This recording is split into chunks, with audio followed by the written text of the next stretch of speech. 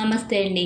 ఈరోజైతే మనం మెంతి కూర బంగాళదుంప ఎప్పుడు చేసుకుందామండి. చాలా టేస్టీగా ఉంటుంది.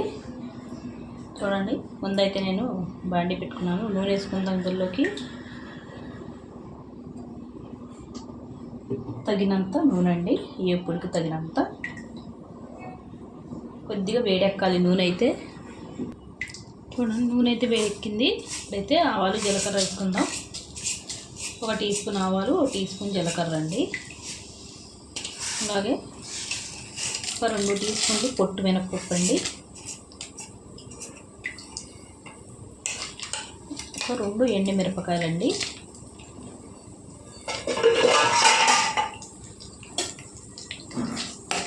ఇది కొద్దిగా వేగాలండి. ఇది కొద్దిగా వేగాయి కదండి. ఇప్పుడైతే మనం కరివేపాకు వేసుకుందాం. మళ్ళీ ఒక 4 పచ్చిమిరపకాయలండి. కొద్దిగా వేగాలండి పచ్చిమిరపకాయలు కూడా. పచ్చిమిరపకాయలు కొద్దిగా వేగాయి కదండి. ఇప్పుడైతే మనం బంగాళదుంపలు కోసుకొని నీటిలో వేసుకున్నామండి. వేసేసుకుందాం. నీటిలో వేసుకోకపోతే నల్లగా అయిపోతాయండి బంగాళదుంపలు అన్నది. ఎన్ని వేసేసుకున్నాం. ఇప్పుడు బంగాళదుంపలు అయితే ఎన్ని వేసుకున్నామండి. ఇప్పుడైతే రుచికి తగినంత ఉప్పు వేసుకుందాం. మనం ఉప్పు ఎంత కావాలో అంత ఇప్పుడు వేసుకోవాలండి.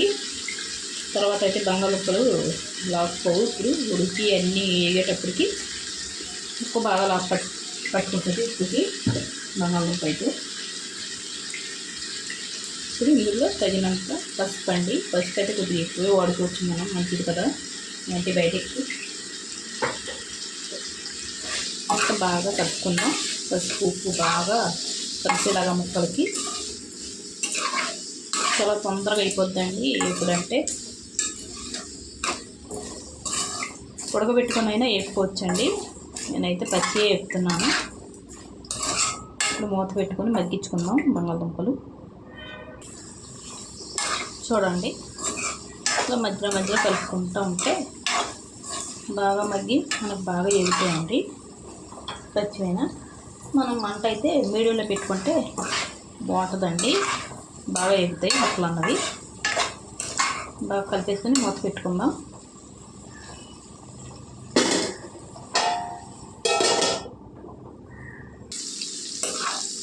చూడండి, ఇలా ఎగుతున్నాయి. ఇలా వేగాలండి.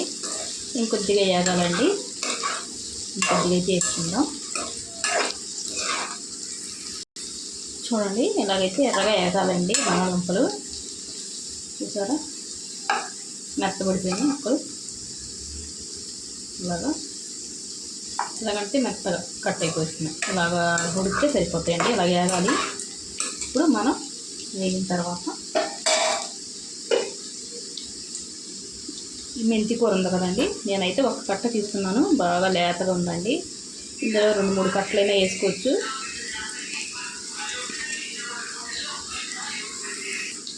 బాగా లేతగా ఉందండి మెంతి కూర అయితే. ఇదైతే బాగా ఎక్కువ వేగవసరం లేదండి. ఒక 2 నిమిషాలు ఇలాగ కలుపుకుంటే మనం ఊరికే మనకి మెత్తబడిపోద్ది. అది ఎక్కువ వేగినా బాగుండదండి మెంతి కూర. చూడండి, ఇవాళ ఒక 3 కట్టలైనా పడుతుంది ఇందులో వేసుకోవాలంటే. పోగలేదండి, వర్షాలు వచ్చి మెంతి కూర బాగుంటలేదు. దాని నుంచి నేను కొద్దిగా తీసుకున్నాను.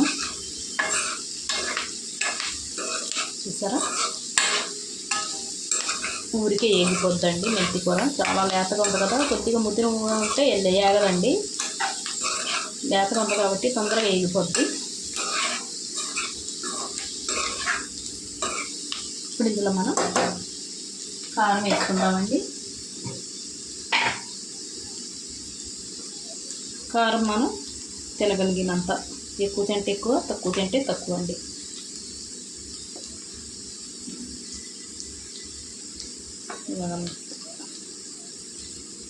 మరీ తక్కువ వేసుకున్నా బంగాళదుంపలు వేపుల్లో బాగుండదండి.